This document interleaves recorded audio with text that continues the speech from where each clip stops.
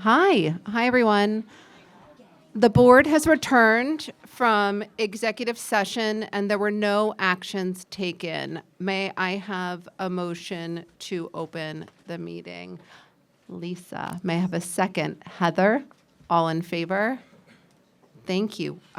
Let's rise for the Pledge of Allegiance. I pledge allegiance to the flag of the United States of America and to the republic for which it stands, one nation, under God, indivisible, with liberty and justice for all. Perfect. So we're going to go slightly out of order and start with the Lloyd Harbor student presentation. So you're up, Lloyd Harbor. Come on up.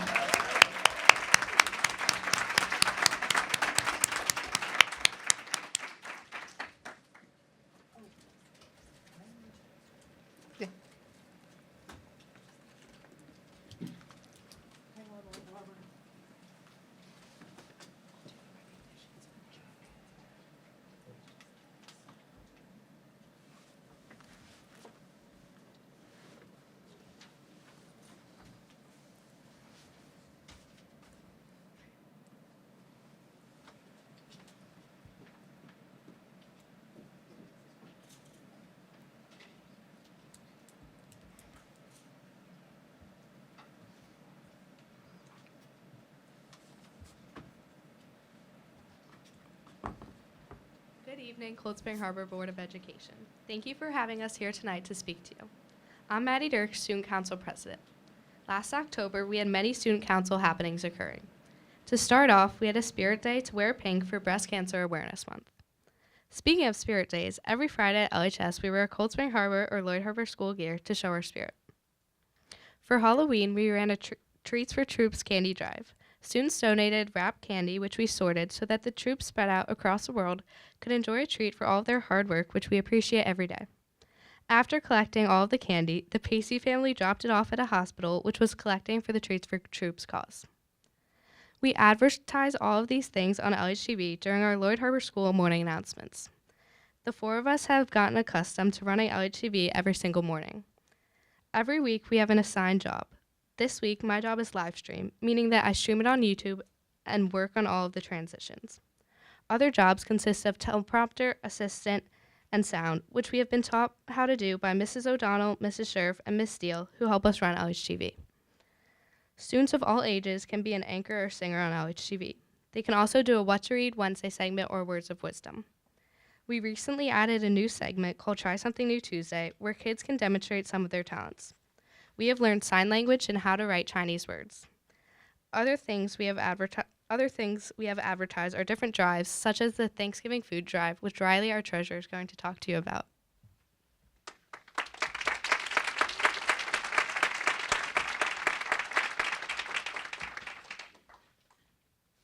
Thanks, Maddie. Good evening. I'm Riley Lubin, Lloyd Harbor Student Council Treasurer for the 2024 to 2025 school year. This year, all the students were informed about an extra credit assignment called Operation Greenlight. For this assignment, students had the opportunity to put up a green light outside or inside their houses to show their support for the veterans. They would then have to take a picture with the light, and the pictures then were shown on the LHTV episodes. Another thing our students have done to show their appreciation is making the veterans thank you cards for Veterans Day. Students drew patriotic pictures, wrote famous quotes, or wrote letters to show their appreciation. The letters were dropped off for the veterans at the VA hospital in Northport. We hope the veterans know how much we value their hard work and sacrifices. We continued our annual Thanksgiving food drive, and it was a huge success. We are so lucky that our community was able to help put food on the holiday table for others that are less fortunate. We filled so many boxes with pasta, cookies, canned goods, and much more. We had so much fun this November. And now Annabelle will tell you some of the winter fun that's happened this December.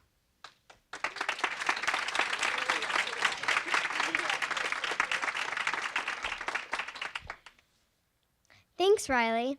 I'm Annabelle Kelly, Lloyd Harbor School's secretary, and I'm going to be telling you a little bit about what happened in Lloyd Harbor in the month of December. To start off the month, the Student Council held a toy drive where students could donate brand new toys to kids in need for the holidays. These toys were donated to the Helping Hands Rescue Mission. The donated toys brought great joy to the kids that were less fortunate this holiday season. To show how excited Lloyd Harbor School was for the upcoming holidays, we created Spirit Week to show our holiday spirit. For example, the first day of Spirit Week was a holiday hat day.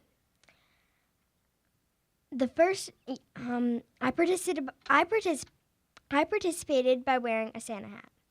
We ended the Spirit Week off with a fan favorite by many Lloyd Harbor students, Pajama Day. Pajama Day includes wearing comfy holiday clothes or just your favorite pair of pajamas. On Friday, before winter break, all Lloyd Harbor students and teachers gathered in the gym for a school assembly. This assembly was run by me and my fellow student council officers. Additionally, the entire school was involved with the Secret Snowman activity. A Lloyd Harbor staff member was assigned to a class and provided 3 clues for the students in that class without telling them who they were. At the assembly, class representatives got to share their class Secret Snowman's guess, and the student council officers told the reps from each grade if their guess was correct. After all classes finished guessing, we had a fun holiday sing-along, keeping all Lloyd Harbor students very entertained. And now I'm going to pass it on to CJ, who will tell you more about multiple drives and other events going on in Lloyd Harbor in January and February.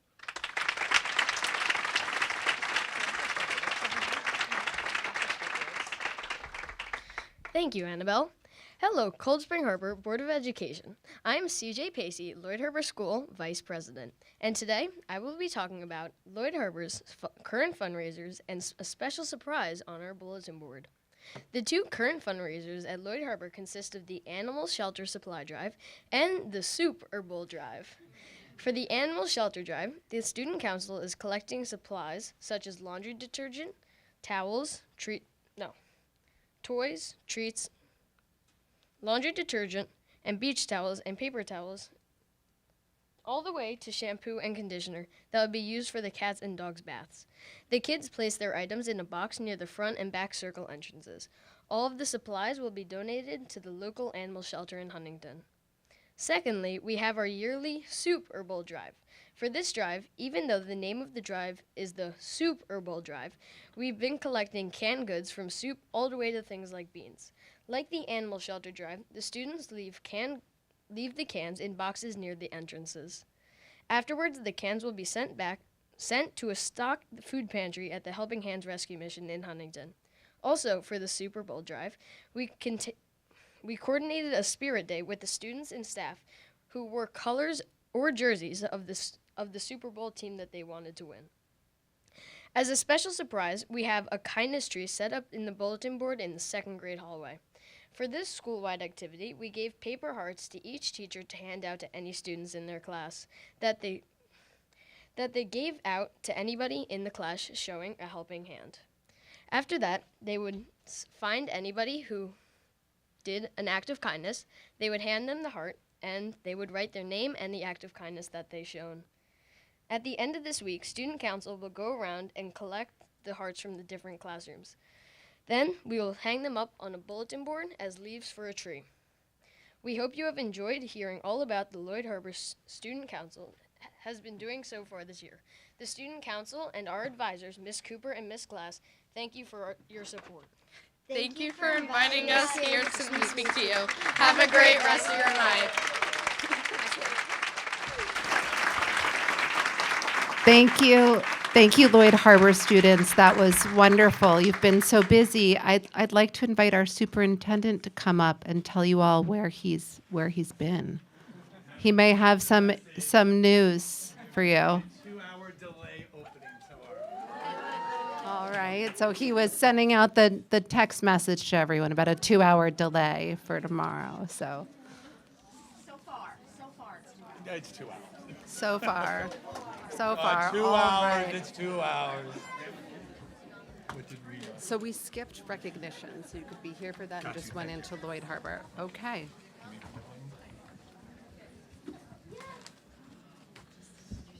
All right, so we are going to now actually go back to the recognitions from the beginning of the agenda.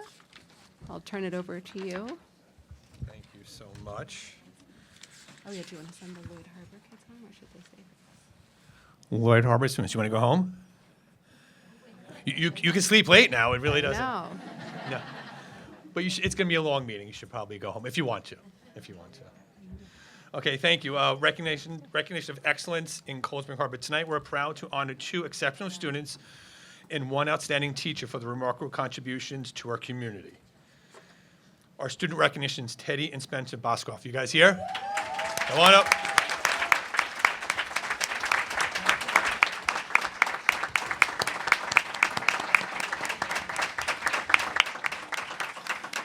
They also just came from being honored at the Huntington Town Hall, where Dr. Barnes, you only sent me 20 pictures, so you were kind of taking it easy, Doc? Okay. You'll see them Friday, I'm sure. We recognize Teddy, who is 12, and Spencer, who is 9. Very good. For the remarkable efforts in helping the victims of the devastating Southern California wildfires. Through their musical talents, they raised close to $7,000 to support those affected by the fires.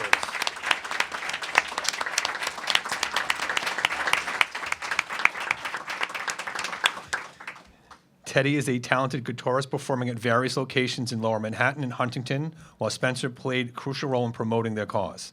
The dedication and generosity directly benefited organizations such as the Los Angeles Fire Department, Habitat for Humanity of Greater Los Angeles, and the Dream Center. These funds provided much-needed relief to victims of the January wildfires, which tragically claimed 29 lives and destroyed over 16,000 structures. Teddy, who has been playing guitar since the age of 5, is also a student of iSchool Music and Arts in Syosset. He performs in 2 bands, Happy Young Kid with school friends and Chin Diaper. Okay, Chin Diaper, with high school peers. I want to make sure I got that right. Okay.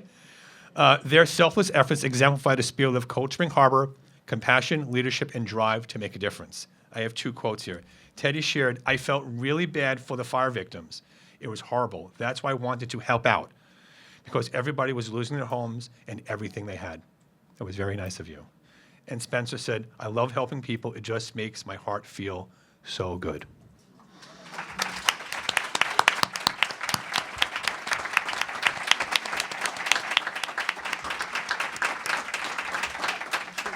Their generosity and dedication to helping others serves as an inspiration to all of us.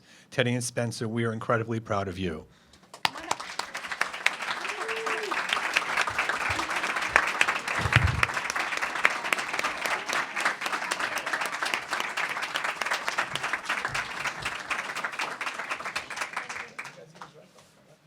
So let's get a picture. So we have 2 certificates for you. Big day for Spencer. For you. And Teddy, obviously this one. Thank you.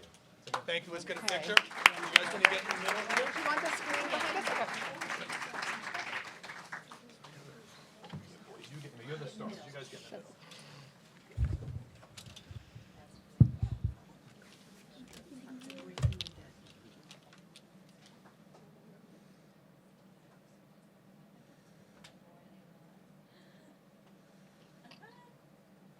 Dr. Barnes, you want to get in the middle for your picture? Hold on, get in the middle. 1, 2, big smile. All right, thank you. Again, boys, it was very nice to meet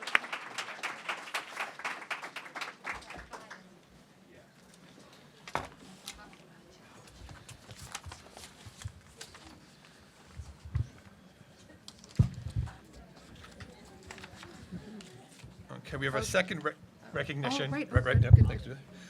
Cold Spring Harbor has, the College Board has recognized Cold Spring Harbor for a commitment to promoting female students in the Computer Science Principles Program.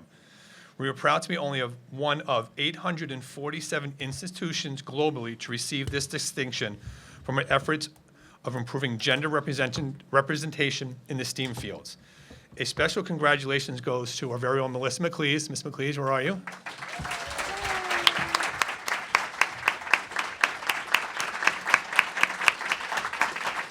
Who, if you were here this weekend, was part of Mamma Mia as the director of the show, is our dedicated computer science teacher. For her exceptional contributions to this achievement, Melissa has inspired countless students throughout her passion for education and research, preparing them for a bright future in computer science and beyond. Thank you, Melissa, for your unwavering commitment, excellence, and innovation to education. Thank you.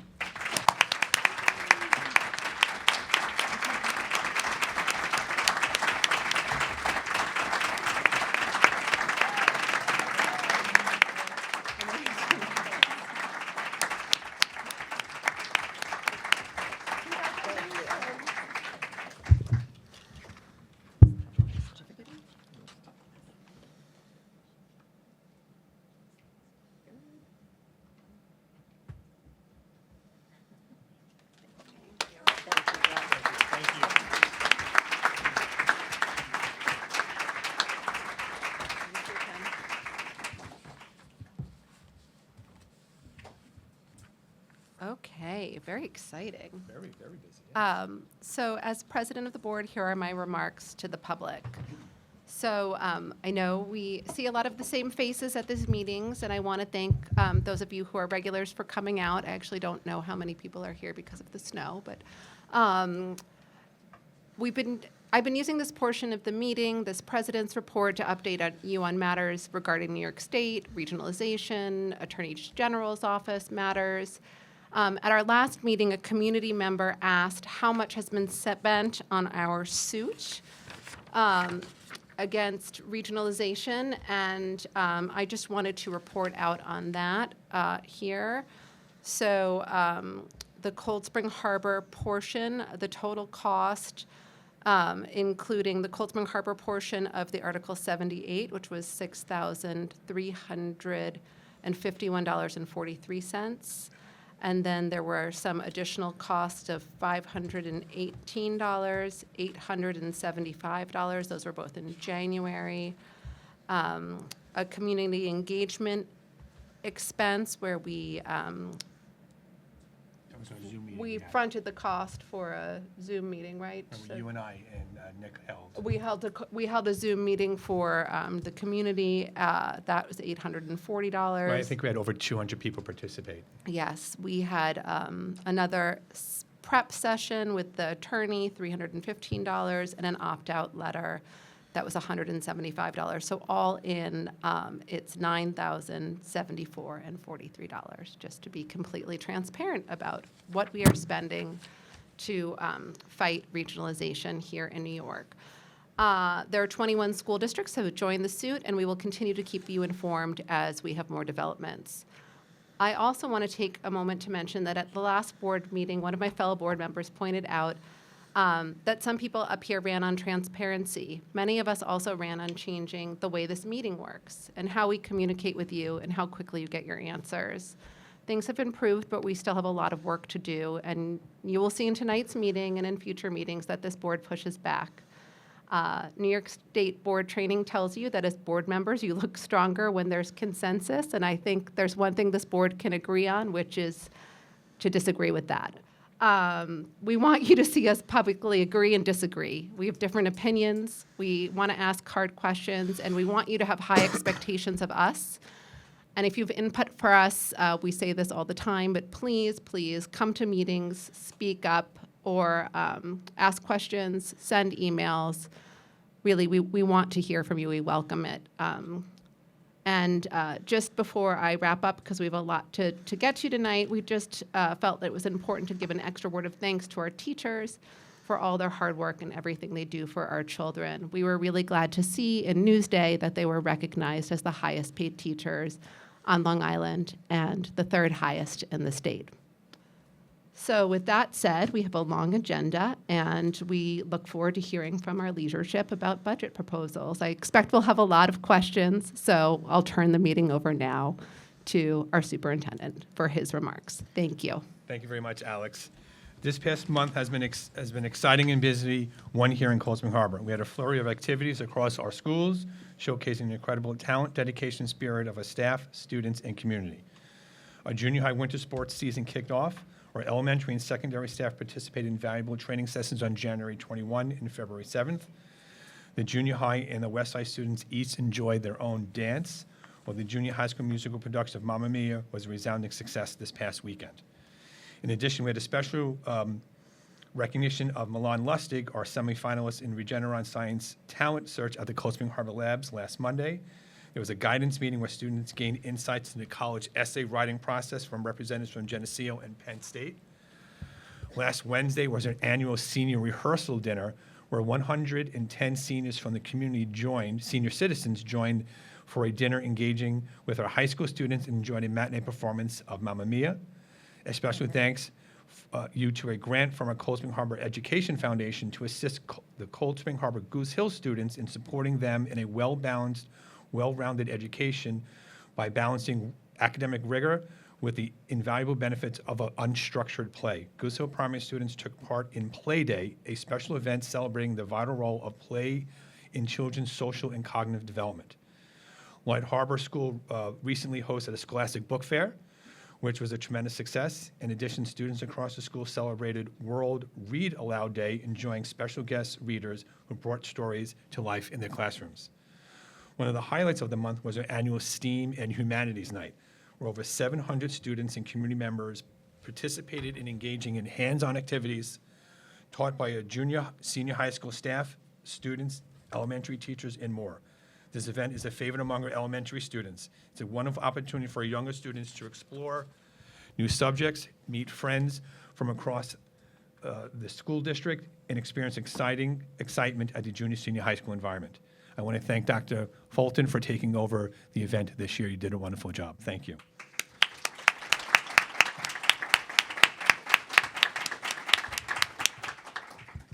Let's continue to celebrate and support the outstanding achievements of our students, teachers, and community members. Thank you. Please take care of yourself, and if you can, take care of someone in need. Thank you. Thank you. Okay.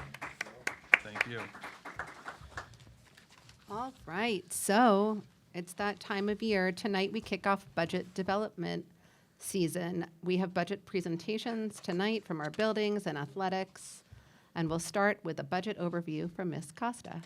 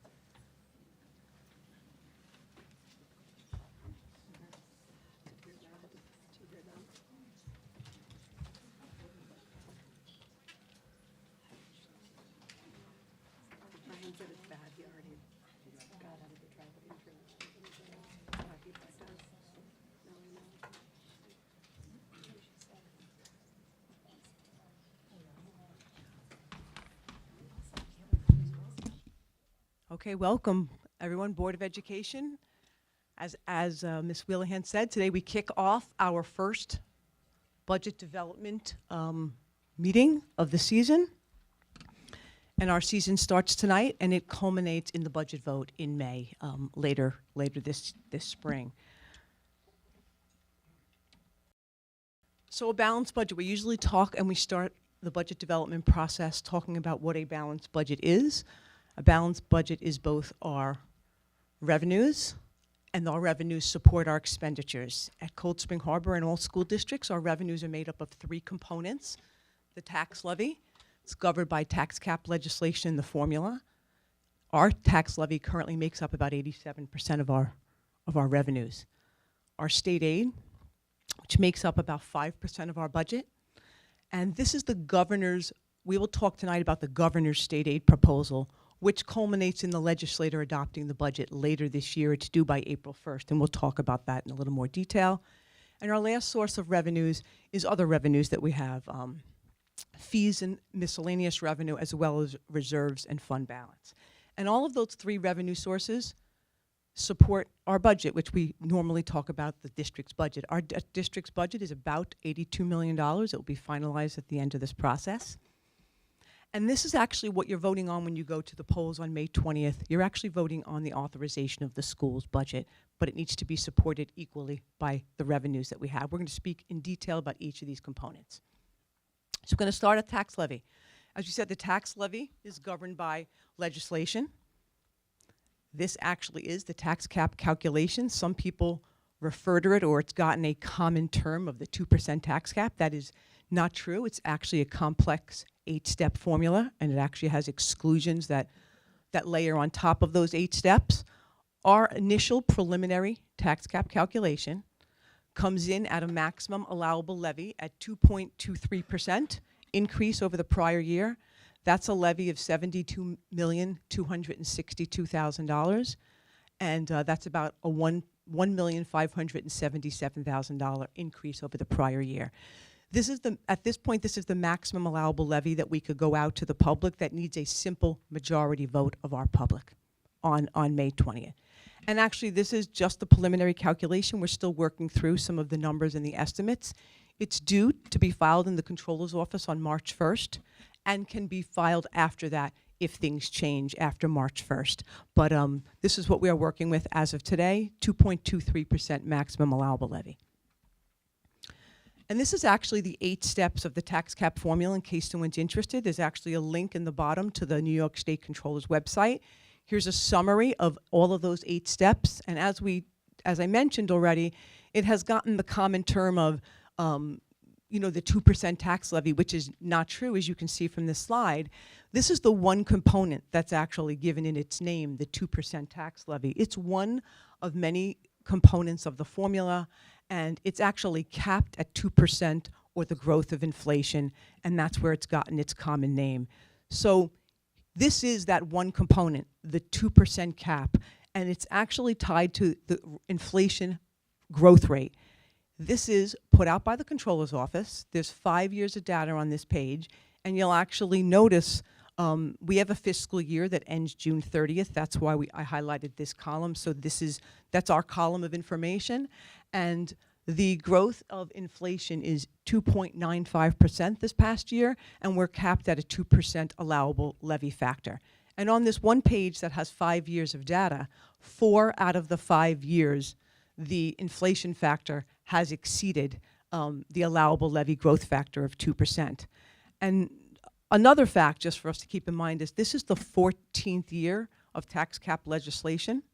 And while you see 5 years on this page, and 4 of those 5 years, inflation has outpaced the growth factor, over the 14-year life of this legislation, 8 out of the 14 years, the inflation factor has exceeded the maximum allowable 2% growth factor.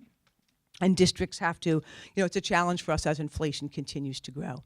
And this is a historical slide for us, just so we see over the 14 years, actually, this is the past 13 years, and we're working on the 14th year right now. You'll see this is just data points of where our budget and our tax levy have come in. The column on the far right-hand side is where the adopted levies have been for the district over the last 13 years. And here you could also see where our budget amounts were, budget increases, what the levy amounts were, what the levy allowable was, and what the adopted levy was. So this is 13 years of data that coincides with the legislation for tax cap. And we're working on that last year right now. So we just spoke about the tax levy. Now we're going to move into the second revenue source that supports our budget. It's state aid. At this time last year, you may remember that Governor Hochul came forward with her proposal, and the sky was falling a little bit. She proposed cuts to half the districts in New York State. And that was unfortunate because we had to have a lot of conversations. Hang on one second. I'm having a little trouble here. So that is not true now. Actually, Governor Hochul came out on January 21st with her budget proposal. And in her budget proposal, she proposed a minimum 2% increase in foundation aid for districts across the state. Many districts are receiving more, but if you're in that bucket where you either have declining enrollment or you wouldn't see an increase in your foundation aid, you're getting a 2% minimum. That is where we are. We are in the 2% increase bucket, that's a $40,000 increase for the district in foundation aid. The rest of our state aid is really made up of expense-driven aids. Expense-driven aids are really you have to spend the money to get the money. And then further, some of our expense-based aids, like the hardware, technology, software, library, and textbook aids, those aids are also pupil-based. You have to spend the money to get it, and it's also based on the pupils you have. So as your pupils are declining in your district, you're going to receive less money in those categories. So overall, our additional governor's proposal state aid is up $75,000 from last year, or a 1.7% increase over the prior school year, including all the aid categories. So we spoke about the tax levy, we spoke about state aid, and the last revenue source is our other revenue sources in the district. Our other revenue sources are made up of, we have miscellaneous revenue. It's made up of interest earnings. We invest our money, we earn money on that money, and that is one of our miscellaneous revenue sources. We also charge for services. We have tuition, we have driver's education programs, we have lost property and other recoveries. BOCES pays us back some money every year. Those are in our charges for services. But I just wanted to note to the board that interest rates are declining, and that is why our interest earnings are declining. In this school year alone, we are projected to earn $700,000 less in interest earnings than we did the prior year, and it's just for declining rates. So another source of revenue and funding sources for the district is our reserves. The district currently has the reserves that you see up on the screen. We have a workers' compensation reserve, an unemployment reserve. We have two retirement system reserve, one for our employees' retirement system members and one for our teachers' retirement system members. And then we have an employee benefit accrued liability reserve. That reserve can be used to pay out compensated absences for staffs that exit the district, that retire or exit. And those are the 5 reserves that the district has. And we can only use those for the specific purposes for which they were put aside. And our last source of funding that supports our budget is our appropriated fund balance. So each year, our district uses surplus that we have earned in the prior year for the ensuing year's budget, and that is a source of funding and revenue that supports our budget annually. So we've now looked at the 3 revenue sources on the right-hand side here, and now we're going to take our first glance at the school district budget this year. So first glance. So this is our first glance of the school district budget, $82,319,000. It's a 2.01% increase over the prior year. And those are the 5 categories that we usually present the budget in. Administration. Program is also our instruction program. Transportation. Community services. And then we have benefits, debt service, and transfers. Those are our 5 categories of the budget. We're going to take this slide and we're going to just move it forward and talk about the information on here just a little bit more. Same slide. So how do we review the budget through the next couple of months? So on the right-hand side, you'll see the dates of presentations where you're going to hear the details that are in these 5 categories. So our administrative budget, at our next meeting on March 11th, Buildings and Grounds will do a presentation on their budget, and that'll happen next month. We'll also talk about the other administrative codes that are in that category of our budget. And then we have the program section, the largest section of our budget, also called the instructional section of our budget. And that is almost a $42 million budget item. And you'll see on the right-hand side, we have 5 presentations scheduled tonight. And all 5 of the presenters that will speak tonight, their budgets are part of this $42 million program item. So you're going to hear from Goose Hill, Westside, Lloyd Harbor, the junior, senior high school, and athletics. And then next month, you'll hear from curriculum and instruction, our pupil personnel services, and our technology budgets. And then we'll also round out next month, we'll talk about transportation, and then that last category, benefits, debt service, and transfers. And that's how we look at all the items in the budget in detail, and we put them all together. So we're going to move forward. Same slide again. This is just a little information for the board. The largest component of our budget is our program, our instructional program. It's $41 million. I'm not reading the exact number. $983,000 is the proposal at this early stage, and that is a $1.5 million increase over last year. But it's I want the board to note that in that $1.5 million, there are instructional additions that are part of that number. So the budget is rolling out in version 1. There are 3 additional instructional additions we want to bring to your attention. It's an expansion of the ICT program at all 4 buildings. It comes to $608,000. It's a continued class size reduction efforts that the board has started, and those efforts continue into Lloyd Harbor and West Side. Additional instructional staff at Lloyd Harbor for 5th grade and 2nd grade for West Side, and that's a $271,000 addition. And the students at the high school just finished requesting their classes for next year. And there was an increase in students wanting to go to occupational education programs and BOCEs. And that was an increase in about $75,000, and we built that into the budget. So that $955,000 of instructional additions are part of the $1.5 million that you see in the instructional program line. I wanted to just bring that to your attention. So now we've looked at the 3 revenue components and how they support the budget. And what does a balanced budget look like at this early stage? So at this early stage, it's version 1. We will make it through a number of versions before we adopt a budget in April. But at this point in time, we'd like the board to see just what a balanced budget looks like. So these are all the components we spoke about in the prior slides. It's our tax levy. It's our state aid based on the governor's proposal. It's other funding sources and our fund balance, and then the total expenditures. So this is what a balanced budget would look like today. It will change as decisions are made over the next couple of months, but this is the levy at the maximum allowable levy. The board sets the levy, and they will make that decision as we move through the process. The governor's state aid proposal will change. I've never seen it the same in all the years I've been doing this, from the governor's to the legislator's final state aid package. So we hope to see that on April 1st. They're required legislatively to pass a budget by April 1st, but they did not last year. So we'll hope that they do this year.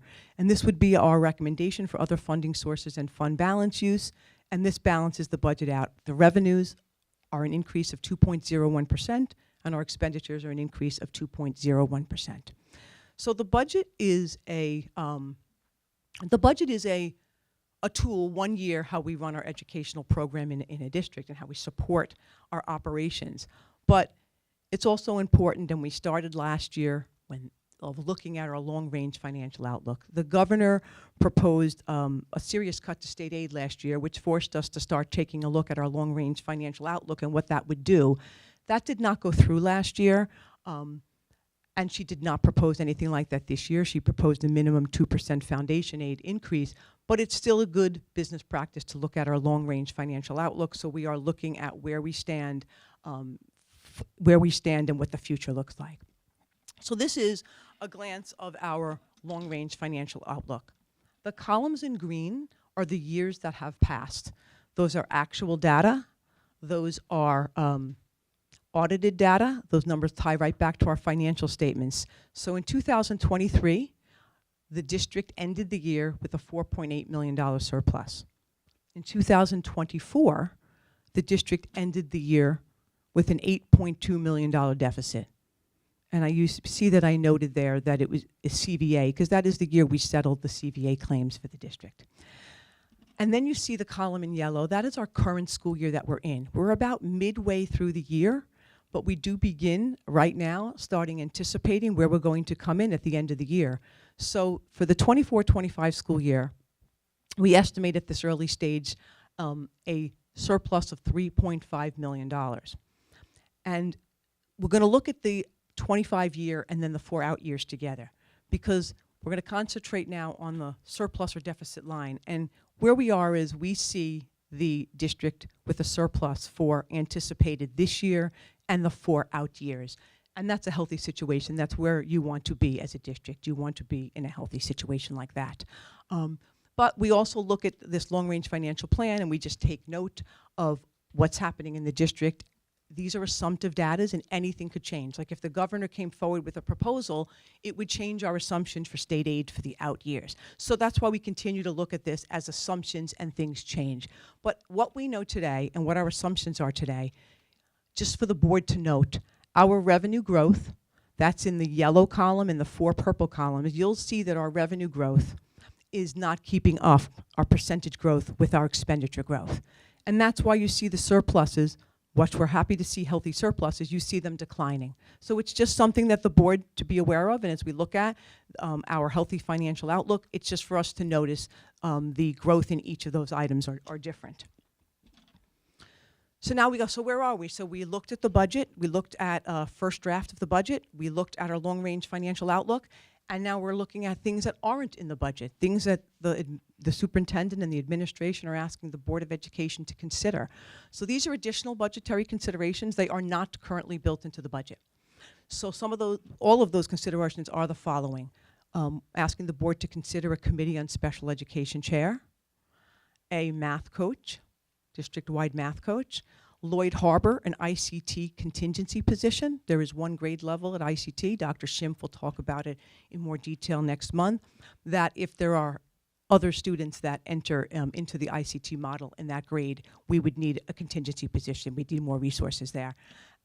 There is a consideration on the table for you for high school reduction in class sizes, math 7 and 8 class sizes, additional purchasing resources, and also what's not built into the budget, which is important for us to tell the board, is retirees breakage. You'll see tonight the board is actually approving the retirements of a number of teachers, and I think they approved some at the last meeting also. So there's breakage every time we have a retiree leave the district who's on the higher end of the pay scale, and we replace them with a new teacher starting their career out for the district. We're anticipating at this point in time with the retirements we know, a $266,000 breakage. That is not built into the budget. Right now, that would be a reduction in our budget as opposed to an addition in our budget. In addition to that, we did this last year, and I think we'll continue to do this, as we begin to look at this year's budget, 24-25, we look at items that people are asking for in 25-26, and we say, can the budget support doing them now? You know, was there not a lot of snow? Did we have, do we realize savings that maybe we could adjust the 25-26 requests and purchase them in 24-25?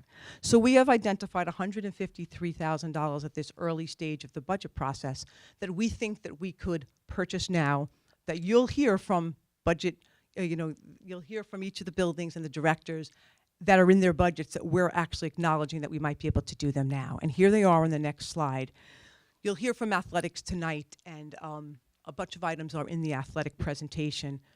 Mr. Bongino's asking for new bleachers, a sound system on the lower turf, 2 scoreboards at the baseball field and the new gym, 4 AEDs, and lacrosse goals. We believe we can do all of those purchases in 24-25 school year and remove them from his budget. And we have West Side. You'll see Dr. Barnes is going to ask tonight for choral risers, $8,000. We believe we can do them in this year. And facilities, they'll present next month. They have a request in for a high school floor scrubber machine, and we think we can do that this year. That's $18,000. And Lloyd Harbor is in the final phase of their library renovation, and that's the final phase is $30,000 of additional shelving and furniture, and we believe we can do that this year. That adds up to $153,500. And we go back to this slide. And the total budgetary considerations that we're asking of for the board to consider is $333,766. We move forward. One of the 5 categories when we looked at the budget before is the final category, which has benefits, debt service, and transfers. One of the transfers in that category is the transfer to capital. Last year, we spent some time talking about the transfer to capital and how stabilizing that amount in the budget will help stabilize the tax cap calculation. It will not stabilize the tax cap calculation in every aspect, but of all of the factors that influence the tax cap calculation, this has an impact direct on the tax cap calculation.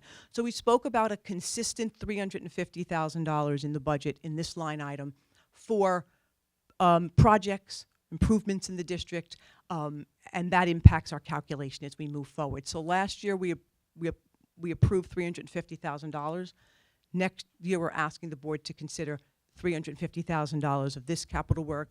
These are the projects that have been identified as a need. There are 3 hot water heater replacement needs, 2 at the junior senior high school and 1 at Lloyd Harbor. There's district-wide exterior security lighting needs. We're in the beginning stage of deciding what that would look like for the district. And then if money allows, interior alterations at the junior, senior high, and Goose Hill, and the projects are kind of indicated in the right-hand side over here. The way transfer to capital works is after, if it's approved, then you start planning out the projects. They go up to the state and they're later bid. So having exact prices on all these projects is not something that we would, that we have exactly at this time. So we build broad descriptions so that we can do as much as the work as we can with the $350,000. So what are the next steps in the budget development process? So next meeting in March, we'll revisit the budgetary considerations we're talking about tonight. We'll also continue budget presentations. We're scheduled for another, it's like 6 or 7 presentations in March. And then after the March meeting, we come back in the April meeting. In the April meeting, we adopt the budget and the tax levy. We balance the whole budget and adopt the levy and the budget. And then after that, it's perfunctory dates. We conduct a budget hearing on May 13th. We're required to do that. And then we hold the vote for our budget and our trustee election on May 20th over in the field house. We say the PAC, but it's the field house. So yes, we hold it in the field house. Any questions? The 350,000 transfer to capital, that would otherwise become excess? Or you wouldn't put it in the budget, Mr. Wallman. You just wouldn't put it in the budget. Your budget would be $350,000 less. Okay. Back to that surplus line. Could you explain to me how that works? Is that a cumulative number, or each year has its own surplus? So why does each year have a surplus if it's a budget? You have a surplus baked in the numbers? So a surplus, a surplus or deficit is actual operational results, and a budget is the structure with which you start the year off and you begin. So for example, I'm going to go back to a slide right here. To balance our budget in the column on the left-hand side, we use fund balance of reserves. In the current year we're sitting in, we use $3.5 million of fund balance and reserves. If and when we are not showing a surplus, we are basically spending our fund balance and our reserves forever. That number would decline, and you would be using the one-time monies of your fund balance and your reserves to support your budget. And they call that you're either in an operational surplus or deficit. So right now, to balance our budget every year, we use fund balance and reserves. So to answer your question, Mr. Taliente, if you literally took your budget down to nothing, okay, there's a couple of things that would happen. One, you wouldn't have any money to handle contingencies in the future if something happened. And the second would be, if you had an operational deficit, you need a source as to where you're going to find that money. And it would have to be in the money you've saved in the past. You can't use reserves, and you can only use fund balance. Sure. So we build our budget as the tool to operate the year with the goal of not really Using it all? using it all, because we need for emergencies and unforeseens. We run about a $90 to $95 million operation here. $82 million is the district operations, and then we have the federal fund, the debt service fund, we have the capital fund. So we run about $90, $95 million in operations here. So this becomes the structure with we handle the budget, and this is the actual results that they happen at the end of any year. Can I ask a question? And is this budget that you have proposed for this year based on the 2% tax cap at the max? Yes, but Because you would just, last year, we didn't do that. We Yeah. did what was it, 1.65? you went to the max last year, here's the 1.62. max. It's up there, we did 162. Yeah, here you are. Here's the history. Hang on, sorry, I went a little too fast. So last year, the maximum allowable, which is the second column to the right, is 1.62, and you went to 1.62. But Christine, that was because we took the 300, my mic's Security not booth. working. Yeah, it was impacted by the security Is booth. my mic working? Thanks, I want this on recording. That's because we took the $350,000 transfer to capital out of the budget, which changed our formula and reduced the tax cap, right? No, you didn't take the 350 out of the budget. You left it in the budget. The prior year, in 23-24, you decided to not move forward with the security booths. So that was 23-24. No. No, That we, was last we year. really never wanted to move forward with the security booths, I don't think, but it was in the budget. So what is, And what needs to change? So for this if to we go don't down? do that transfer to capital, what's our maximum? Your maximum allowable tax, the tax cap calculation will not change. What, it'll be 1.62? So we can just, no, You can come in at any number you want. The board, Okay. this number, but so it changed last year Right. because we didn't use that money from the Correct. previous year. that is correct. Okay, but because we had the option to use that and then keep the tax cap at it was 2%, I think, is that right? It was two something, I don't remember what, Yeah, it was, yeah. Alex, if you turn around the exclusion box that's in the center of this page, that was the box, the one that's boxed off that says exclusions. That was the box that was impacted when the decision was made to not go forward with the Okay. with the security booth. Okay, so does that hold true for this year then, too? No. This calculation will not change. But we can come in under that, we don't have to go Absolutely, to that. absolutely. It's the board's decision what the maximum Yeah. allowable tax levy is. This is the maximum you could go to and only need a simple majority vote. You could come in at, be dramatic, 0. I mean, anything from 0 to 2.23%, you only need a simple majority vote of your So, public. and you can run a couple of projections for us of with course. those as options, because I think that would be That's helpful what we do when we for go us, through, yeah. so yes, if that's what you want, we can Exactly run what I'm whatever going those for. projections are. That's what I'd like to see. So, I'm sorry, go ahead. No, when we talk about the surplus, that's sort of budgeted, but it's not really budgeted, is my understanding, because it's put into each category. So where would you find the $3 million of sort of budgeted surplus if you were looking? If I was looking to remove it, everyone. No, if I'm looking at the budget, there's a lot of lines for salaries, benefits, et cetera. Where would you find the amounts that add up to the surplus that's being budgeted? There are some planned unknowns, and like health insurance is an area that we don't know if people are going to change from individual to family coverage. We make some contingencies. People get married, they enroll their family, so you make some contingencies. So we see surpluses in that area. Pretty much every line in the budget, if you ran an appropriation status report for the end of the year, you're going to see buildings, every line item, supplies, equipment, contractual costs that come in slightly under budget. But you also see those that come in over budget when you do budget transfers. And you only see budget transfers that come in at $10,000 and above. That's our board policy. Any transfers needed for $10,000 and below are operational. And we have a process internally where we approve those. And that happens daily and regularly as part of the process. So aren't we changing that? I have a question. Looking at that same Heather. line, the surplus, sorry. Mhm. Looking at that surplus deficit line that we're just talking about, Yeah. it looks like it's declining. Mhm. Could you tell us what's contributing to that decline? Sure. So when I spoke about this slide earlier, if you look, the revenue section is on the, you see the category revenues and expenditures on the left-hand side. Underneath those categories, there's percentages. You see it says 3.59 in 2023, and it runs all the way to 1.93 in 2029. That's the rate of change in our revenues each of those years, either actuals, current year, or projected. If you compare that to down below the expenditures, you see the rate of growth of our expenditures. So we'll talk about 26.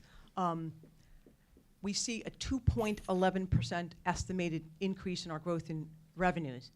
And you compare that to 2.82% growth in expenditures anticipated, that's going to contribute directly to a decline in our surplus for each year. So every year that your expenditures grow faster than your revenues, you are generating, with doing nothing differently, less of a surplus in all of those out years. Can I, go ahead, Mark. Yeah, so Bill asked the question I was going to ask. There's no line item that generates a surplus. It's No. all throughout the budget. There's that built-in cushion. Is that customary for districts to do? Every district's building in these surpluses? They are building in a budget as a one-year tool to run their operations. Those that are not, those are the ones that you read about in Newsday. They're meeting to close buildings in West Babylon. They're meeting to do things that are very difficult because they have line items that have nowhere to go. And then we have a contract out right now. Yes, we do. Are those increases factored in the compensation figures in this budget or not? There are assumptions made when we build the budget, and there are assumptions made when we build a long-range financial plan, yes. Can I ask about enrollment? What is our enrollment? Is it going down? Yes, it's gone down 20% over the last. 20%, Mhm. and we're still keeping class sizes. I see that's costing us,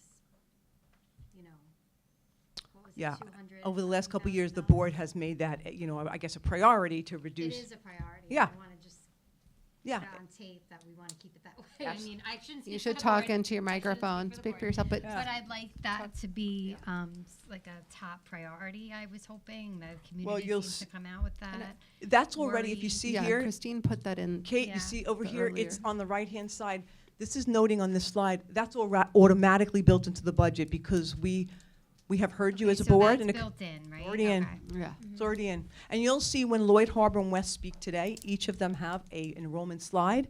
You'll see which grade it's related to. You see the number of kids in that grade. You'll be able to see it very clearly when they give their presentations later. So when you say class size reduction, that's what we chose, not by the 20% decline in enrollment. That's what the board chose. The That's what the board board wanted chose. classes less than, if it was 20, all of our classes, I think with this addition to the budget, are under 20 kids in, the last of the two grades at the elementary that are above 25. Okay, yeah. Above 20. above 20. I wasn't sure if that was because of the decline. I think the 23 natural was the number. 20%. Yeah, I You didn't- know what I'm saying? I didn't Yeah, remember no. But it now was 20. it's clarified. 20 Kate, is we not can the put a number. note on here that says class size reduction, classes less than 20. Like, we can put it clearer We- if but you would we- like it clearer. We did not ever, as a board, say Say a less than number. 20, so No. let's not put that Okay. as No, the we never thank you. changed the policy technically, No. right? Yeah. But I just wasn't sure if that was due to the 20% decline or if that was our doing. So Okay. now it's got it. clarified. Yeah, this would be 2 new teachers in grade 5 and grade Okay. 2. So Christine, in addition to showing us maybe a few variations of the tax cap, maybe you could also then just highlight where all the overages are in the budget for us, because you must know where they are, right? I don't necessarily know where they all are, because if, like, let's use the high school as an example. If Oh, they it's don't like spend where all they their finally come in. supplies, Right. Yeah, got it, okay. we can show you in a prior year where money ended at the end of That's the year. helpful. That Yeah. would be helpful, I think, yeah. So I noticed some of the expenditures push forward into this year. Is that because we had the surplus there and we could draw down on that? Was that how that works? I'm not understanding the question. There's, you had a bunch of items you said we can do in 24, 25. Oh, right here. Yeah, is that because we have the surplus and we're just calling on that to pay for those? So, for example, there are 2 codes in the budget that are under the direction of administration. One is an equipment code and one is an unforeseen, like, contractual code. And that equipment code is if something major happened in the district, a major system went down, we have some money at our discretion. If about this time of the year nothing major has happened, we start to look for this, or I start to look for this because we're not going to spend the discretionary equipment money that's not being asked for by the buildings and the directors, and we start looking at ways that we can use that money effectively for what the district needs. Because we were talking about Alertus too, maybe this year event, but I don't see it on the list. We're Is there- doing that already. That's already moving forward. It's not, these are requests, Mark, in 25, 26 that we would, Oh, you're pulling forward. right. Oh, We I made the decision understand. before this, yes. I understand, thank you. I have a question regarding the weather and people who are employees of the district who live further away than just here in Cold Spring Harbor. Yeah. Would it make sense to, and everyone weigh in, I don't want to make a unilateral decision here, but to perhaps have the board read the presentations that follow this and then ask questions at the next board meeting, just because it's already 9:30 and I can see that this will go quite some time, and then there's other items on the agenda. Is everyone comfortable with that? Yeah, we can I'm answer. okay with that. Yeah, No I don't, objection. as much as we'd love to hear the presentations, I do worry about people getting home from here, so Sure. it's getting late. Okay. Sure. Is that okay? Okay. We have a lot of this show goes on for a while and a bunch of meetings, so okay. Maybe we'll do that meeting earlier, so we're ready, not doing all the presentations at once. No, I'm saying we'll read their presentations so they don't have to do them again, if that's okay. And then if we just have questions for them, Fine. we can, rather than reading through every slide, because that Perfect. takes quite a bit of Fine. time. I know a lot of work went into preparing the presentation, so I don't want to take away from that also. Is that annoying? Would you want to do your presentations? smiling. You're good. You're good. You guys, thumbs up, thumbs down. Yeah, they're good. Get in the car. Okay. Okay. Thanks. I just checking. Okay. All right. Okay. So, thank you. I heard it's a little slippy out there already. Okay. Yeah. All right. Okay. So, thank you. Great. So, Christine. thank you, Christine. Okay. That was really helpful. Thank you. So I think we are now at committee reports. Did any committees meet? Yes. We did. Would you like to do it, or? I'll start. Okay. The health and safety committee met last Thursday. We talked about the Alertus system. We talked about the Alertus system. I think that that we're trying to get state aid back from BOCES, but it's a thing you wear around your neck. It charges. Each charge is good for like 6 months. There's a thing on it, and it will immediately dial 911, or it immediately goes to. It says like call the cavalry. It's time. So that would be great. We talked about fencing at different properties, specifically West Side we talked about, and there was, I guess, Homeland Security came and did an audit, and they also said around the back of the high school is probably could use some fencing. So we're still, I guess the Anthony is still working on that. We talked about cameras, license plate reader at the end of the driveways. I don't know any more about cameras than that. Some AEDs. I know, get some training in AEDs, put them in more locations.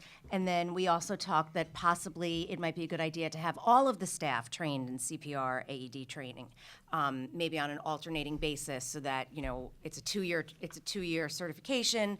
So when one expires, so at one given time, everybody won't be out. We talked about the traffic light. That should be coming soon, hopefully. We talked about active shooter drill. Cold Spring Harbor's on a waiting list to have an active shooter drill at our facility. You can come and watch, is what I was told. They are going to start testing lead in the water at the buildings, and the parts per billion has gone down. Previously, it was 15 parts per billion was acceptable. 15 parts of lead per billion was acceptable, and now it's gone down to 5. 5. So that'll be fun. And then also they are going to. You're our scientist. What? I don't want to be there that day. I also don't want to be there the day they're going to increase the monitoring for our oil tanks. I guess it was on an annual basis, Anthony? Monthly, they're adding requirements for it to be done Weekly. Okay. Also don't want to be there for that. And we have an automated system with probes in the tanks, and so it'll just be somebody, transcribing the data and submitting it. Anything else? Well, just on the fencing, we made it clear we want to see the plan before we move forward to see if we don't want security theater. We want to make sure it's going to accomplish the goal we're set out, so we're not going to spend the money unless it makes sense. It's good news. Alertus is moving forward. We might get half the cost picked up by BOCES. Looking to make the purchase through BOCES. And that will reduce the price by half, which would be terrific. And the cameras are going to be on the field, and license plate capture, which is good. It's retrospective, but we can determine if an event happened, what vehicles entered the campus. Traffic lights, what, 3 to 6 months? I got a report back, I'm on here, possibly mid to end of April. Finished? That's, he says, holdups and equipment due to tariffs and any unforeseen issues, but it could be mid to end of April.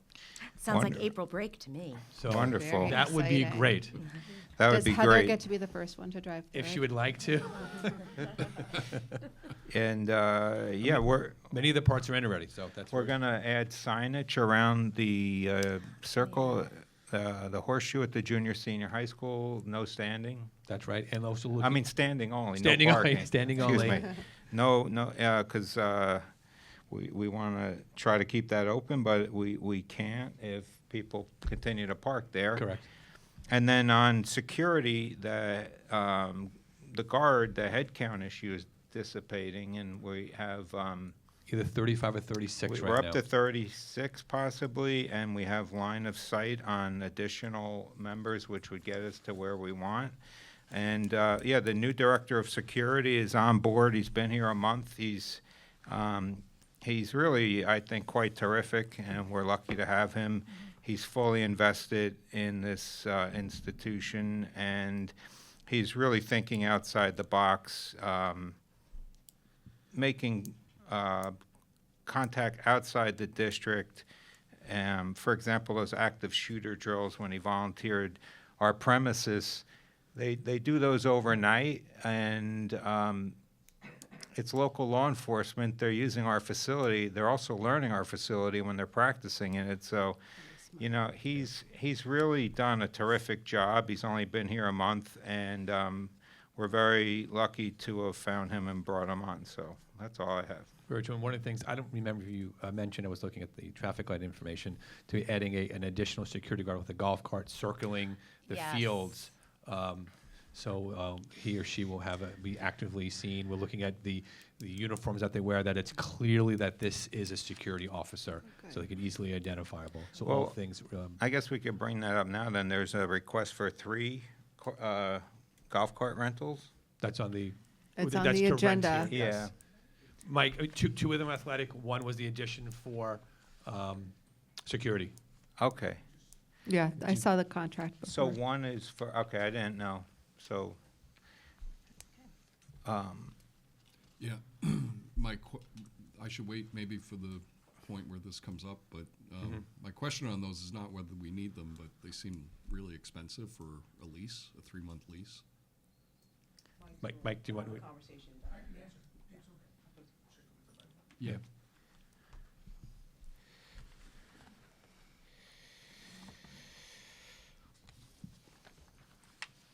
Sorry to make you walk all that way. Not a problem. So this was the first year we've ever rented golf carts. We have owned our golf carts, but they were bought by the Seahawks Booster Club. They obviously have run out of their life expectancy, and this current fall, we rented 2 golf carts for the fall season. So we just, for the spring, I put in for 2 further rentals because they're needed following the same process. Additional security guard one was asked for, so that's why you see the 3. Moving forward, I've only ever worked with North Shore Golf Cart, so that's the only reason why that's the agreement or the contract I was asking to be signed. We absolutely can look into purchasing our own. I do feel that purchasing them will be very expensive to get. We're getting the very basic, and then they take them away. They're also warranted, so if they break, they get fixed by the company or replaced without payment. When we own them, Right. we are responsible That to it fix said them. in that contract that it was included, like repairs, service, all of that too, yeah. So this was the first year we've ever done this, and we've never purchased them before. I absolutely can look and see if there's other golf cart rental places around and bring back different costs. Yeah, it But wasn't that's a really how it criticism. came about. It seemed like a luxury SUV lease, not a golf cart Gotcha. lease. Fair Now, enough. Maybe there's technology in them that makes them The 2 that we expensive. had in the fall, What's that? one is for the athletic trainer, Yeah. so it has a Extended for bed. kids to sit on. He drives around. The other one has a back for equipment transportation due to the actual facility, getting stuff to the upper turf, to all the grass fields, baseball, softball fields. That is it, the only reason why we use them. It's not for us to drive around. There was one for 3,000, there was one for, this is for 3 months, by the way. 3,000, 2,600, and 2,100. Correct. Yeah, So it's like It's like 8,000 8,500. for three months. And you I were have no happy with context, but it just renting them this Yeah, year? it seems expensive. So, Felt like I could get an Audi Q7 for that. so the answer is yes. The company was very responsive. Any issue, they were always there. The keys were, like, they came on site, they transported, they took the ones that we had away. It is the only place that I've ever worked with, but we've never rented before. So when I did it this year in the fall, I was just putting it through for the spring. Moving into next year's budget, we could absolutely look at all options and make the best Great. decision. That's not a problem. Right, when Mike and I Okay. spoke about it was the repair component. If it's down, we have to send it out. We're down a week, maybe 2 weeks without a unit. This is the next day we have something on site. I want to There make is one more something point about, else. so the biggest thing with these golf carts is we charge the batteries. So like, if we had a situation that we don't know about where power went out in the sheds where we charge them, we could wake up the next day and it could be battery, they would come right then, one phone call. Otherwise, I have Joe Amendolari and everyone else working on them.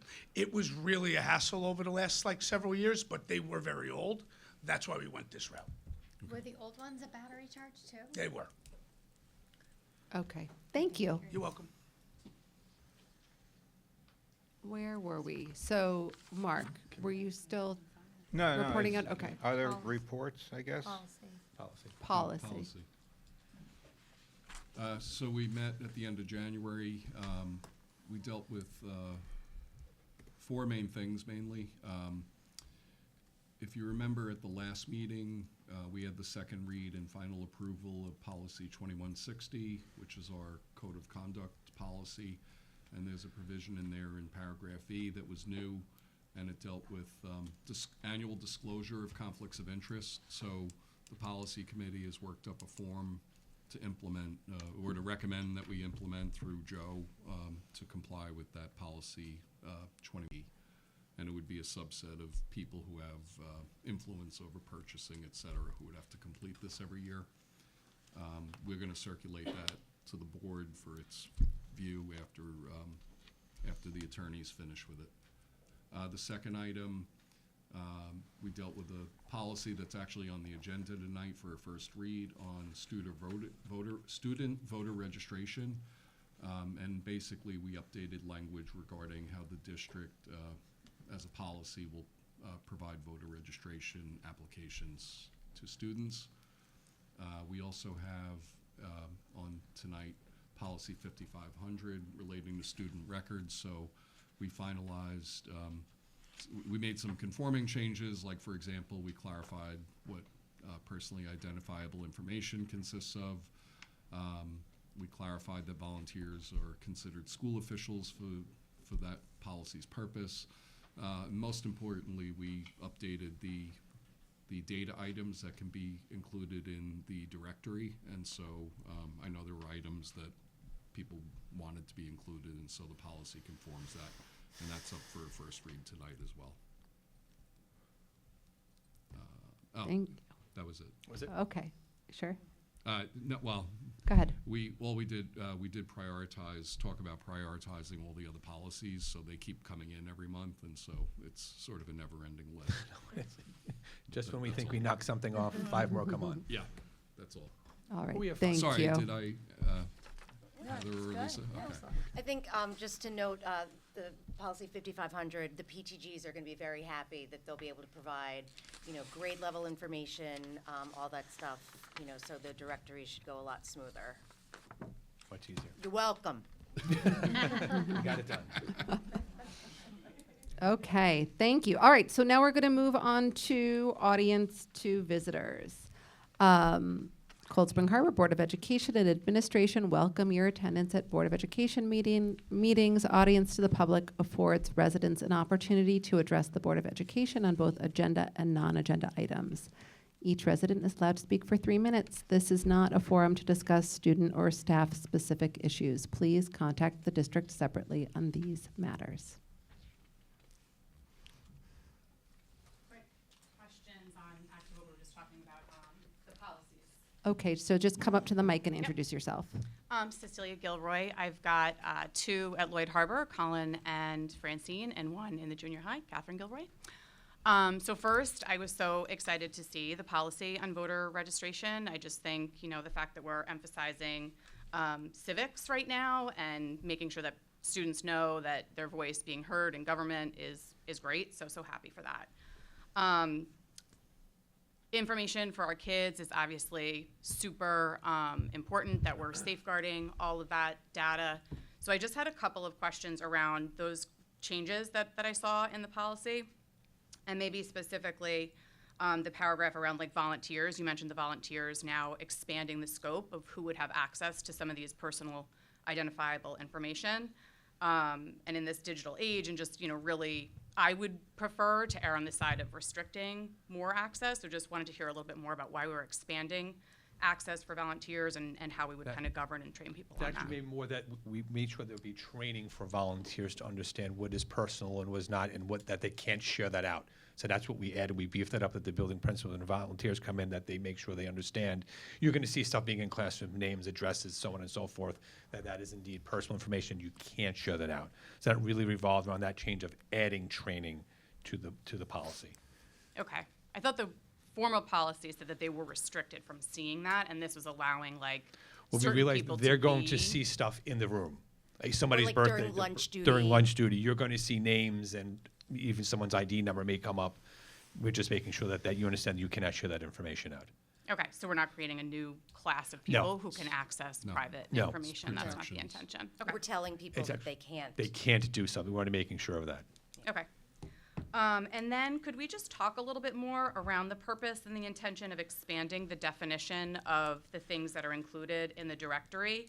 It looks like we used to just include name, address, and enrollment status, which seems sufficient, but we've expanded that to now include what participation in school activities, weight and height for athletics. There's a whole bunch of different new things. I'm just curious where that came from. So it started as PTGs requiring, stuff for the student directories, and it kind of expanded into, like a wrestling meet. If Newsday calls and they want to know about, a wrestler, his weight, they always say, so we have to be able to give out that information, their weight. Obviously, we're not going to give out the weight of me, but it would have to be appropriate, and we could always say no.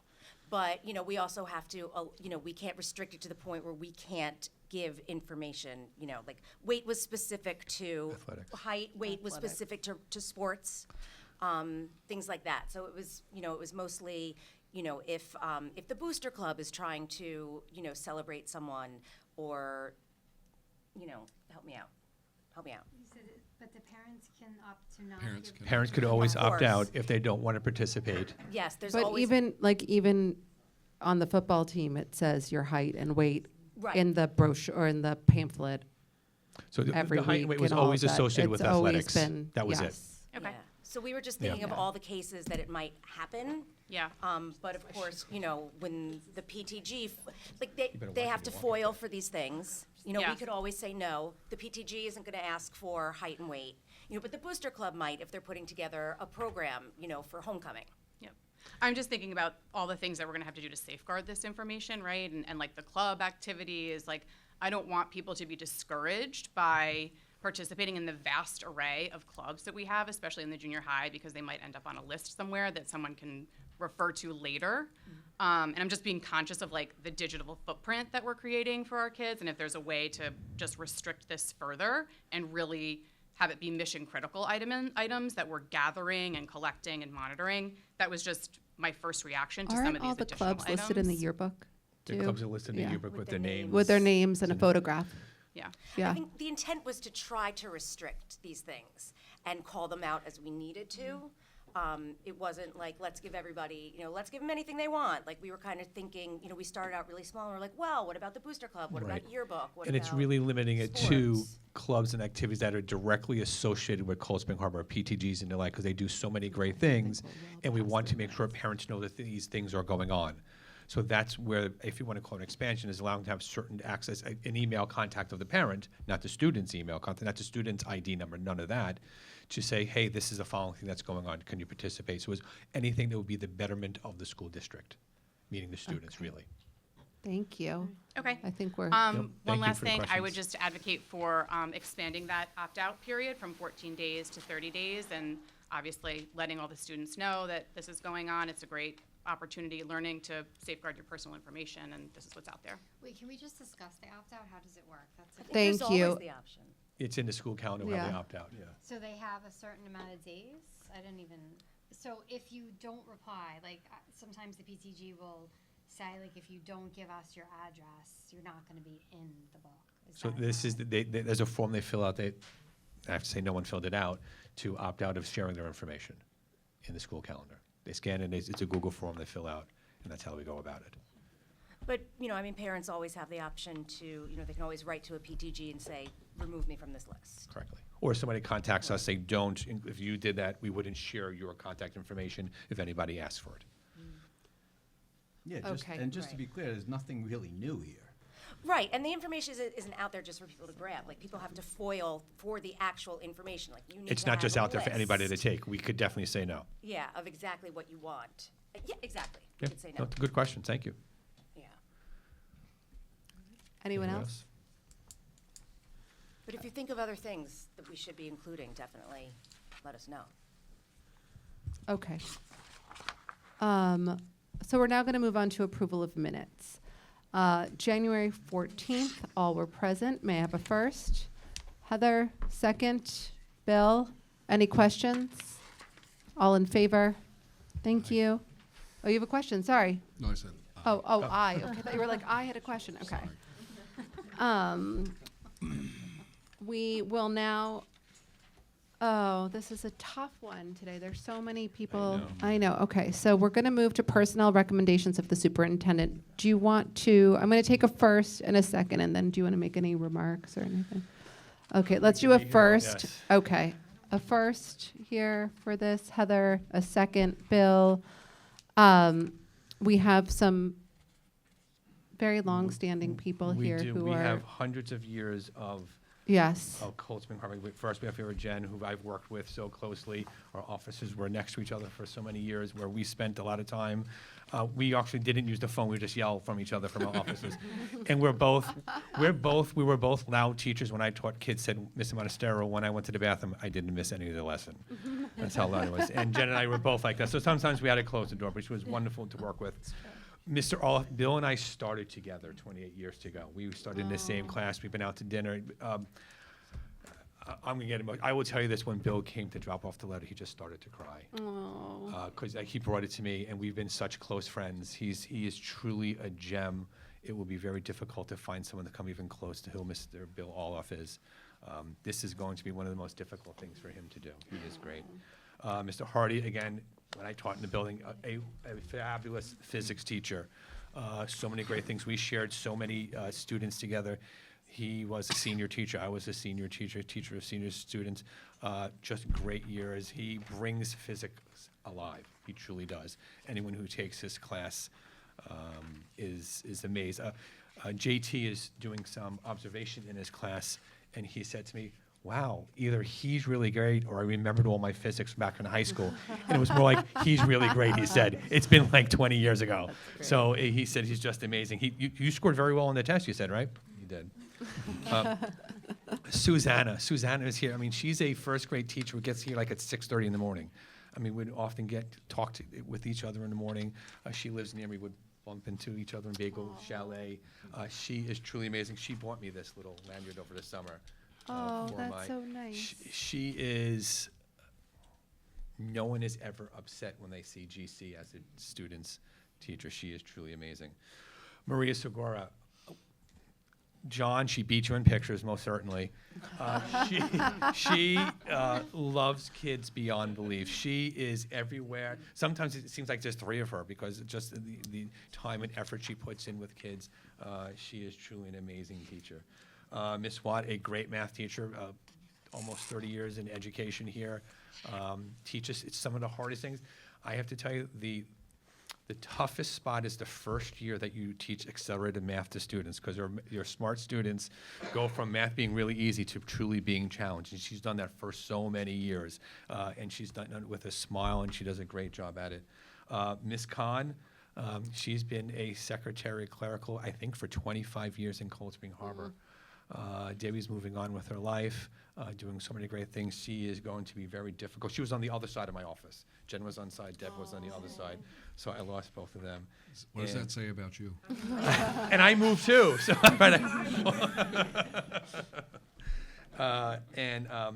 Miss Thomas, the teacher aide, she's truly a wonderful person. So, but she's actually coming back. She's going to be a sub-clerical person. Oh, and we have Nicola Tardy, our school nurse at the high school. At the high school, junior, senior high school. I know, she's so sweet. She is sweet. I know, it's such a nice list, so sorry to put you on the spot. No, but I knew that was you'd easy. have I could have done a lot wonderful thing more. to say These are about great everyone. people. Yeah, great. All right, Thank you. so, all in favor? What if we say no? I know, I tried it I with said the same I tried thing. it with Massimo, doesn't work. I said that to Susanna. If I don't come pick up your letter, does that mean you have to say? Yeah. All right, so we're going to now move on to, congratulations to everyone. We're now going to move on to business recommendations. Did I miss anything? Oh, appointments. Oh, sorry, appointments. I did them already. I did them as a slate. Yeah. We did them as a slate. Thank you, Christine. I'm not losing my mind. Okay.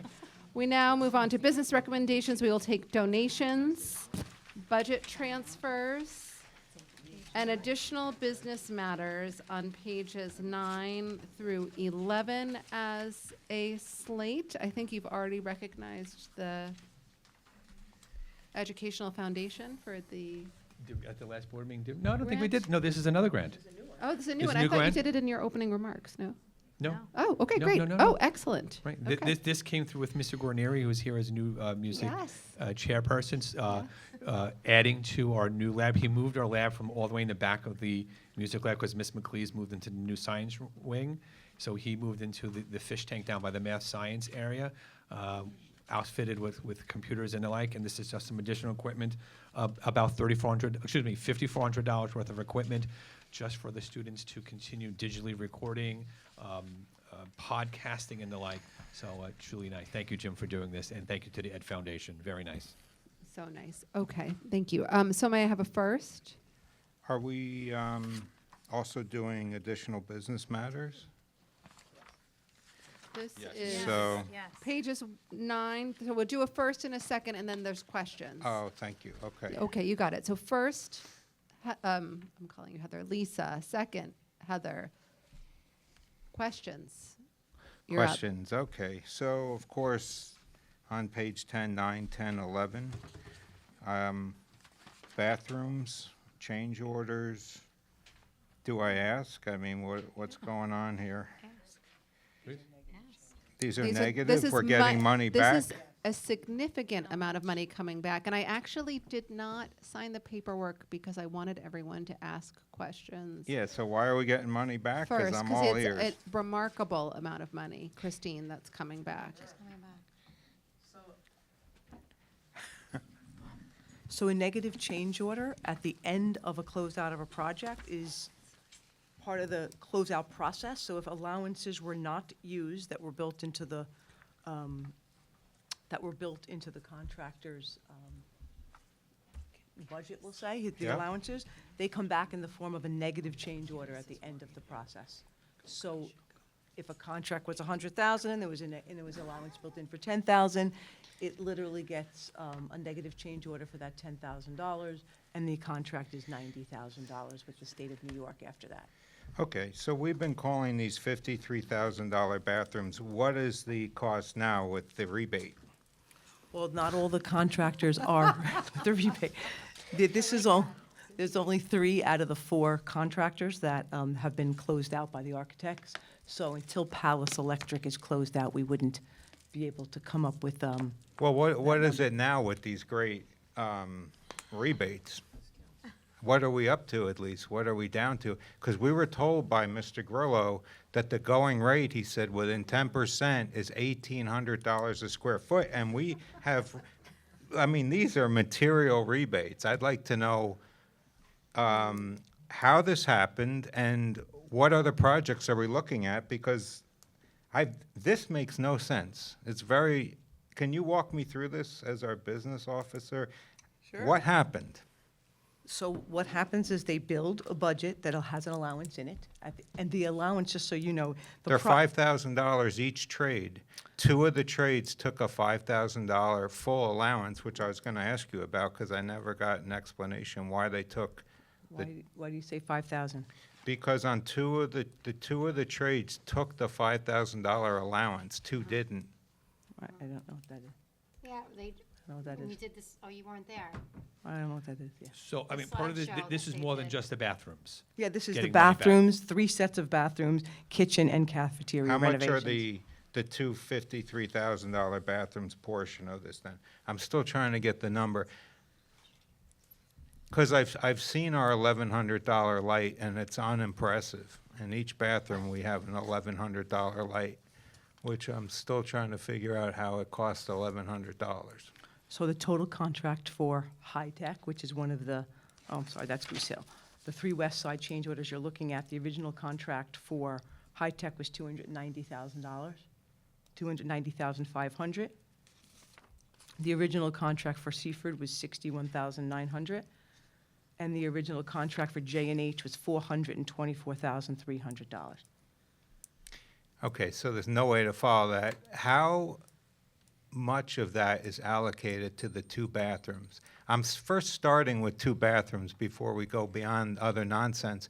How much of the 2 bathrooms that cost us $1,800 a square foot was rebated? Can you tell me that?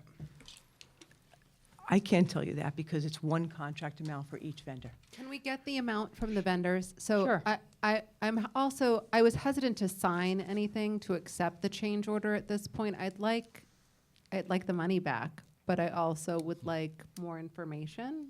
So, and just, sometimes we sign first and then pull things, but I didn't want to do anything on this. Correct me if I'm wrong, what wasn't part of the problem was that last year the change order was never signed? It Yeah, was done anyway? Yeah, that's correct. Yeah. That's correct. Yeah, we really want to get the allocated amount to the bathrooms and. So can we table this, Christine, Sure. and get more information maybe? Of course. Because this seems rushed and It doesn't. it's a significant amount of money coming back, so we'd like to know exactly where it is. The total rebate, is it, say, Thanks. 57.9 plus 25 plus 15? Right? I know, is it's getting bad outside, so let's 16. So continue to ask questions of Christine following the meeting, and for the next meeting, we'll have more answers. So we'll okay? get the deduction for each of the jobs of the contract. Yes, thank you. Okay, so we're going to get specifics on where that money's coming back from each vendor, so we understand. So we Okay. have to pull those out, right? So, yeah, can we, Yeah, a motion So to pull those let's- out, to table Nine. can I those. take a motion to take out 9, 10, 11, 9 12. to 12. change orders 9, 10, 11, and 12. 12? So may I have a first? Bill, second. Heather, all in favor? Thank you. And then the rest. All right, so now, we've already taken a motion to take everything as a slate, so can I move forward with all in favor Yes. as the rest of the slate? Is everyone comfortable with the rest of the slate? Yes. Yes. Yes? All in favor? Thank you. Okay. We now move to special education reports. We will take contracts and CSE, CPSE approvals on page 11 as a slate. May I have a first? Lisa, second. Bruce, any questions? All in favor? Thank you. Okay, we've moved to other matters. Other matters include approval of the legal notice of the 2025-2026 budget hearing and the annual district election, overnight field trips for robotics, and the appointment of a hearing officer for a Section 75 charge.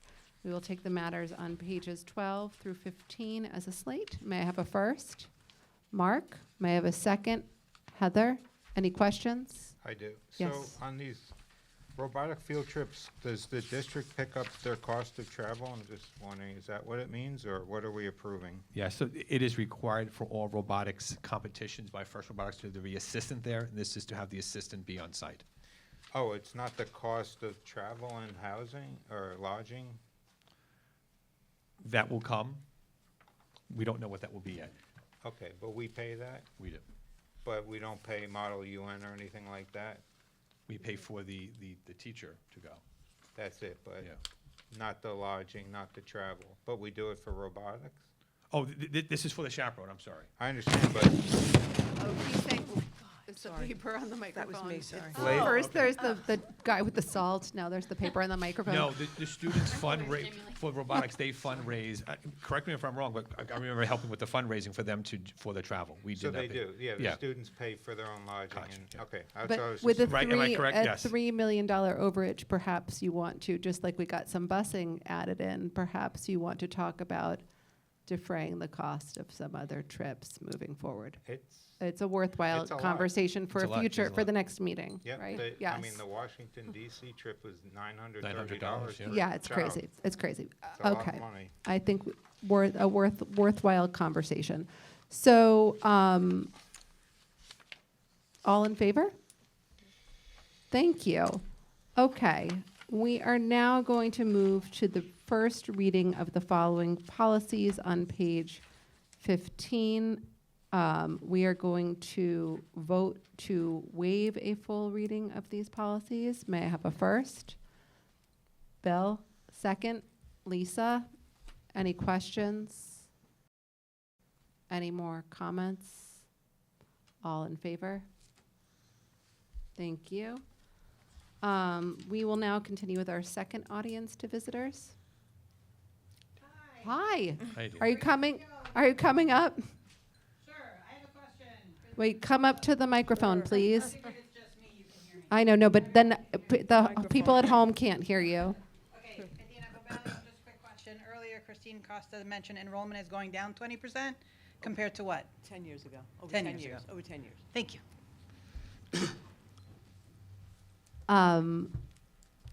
Thank you. All right, this agenda includes financial reports on page 15, and these reports are for informational purposes. No vote is necessary. If needed, Ms. Costa will answer any questions from the Board of Education and public. Please feel free to call her in her office. This is the discussion section of our agenda. I open the floor to any other discussion items from board members of the Board of Education. So, Oh, yeah, I have one too. Go ahead. Go Mine ahead, will be- Alex, you Mine will first. be quick. We got an email about a FOIL request that wasn't answered, and it seemed like it was fairly straightforward.